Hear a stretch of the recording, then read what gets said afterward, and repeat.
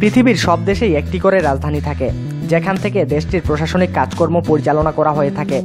কিন্তু একমাত্র এই দেশটিতে নেই কোনো রাজধানী। দেশটির নাম নাউরু, আরেক নাম প্লিজেন্ট আইল্যান্ড। নামেই পরিচয়, চোখ জুড়ানো নৈসর্গিক দৃশ্য। পৃথিবীর একমাত্র দেশ এটাই, যার কোনো সরকারি রাজধানী নেই।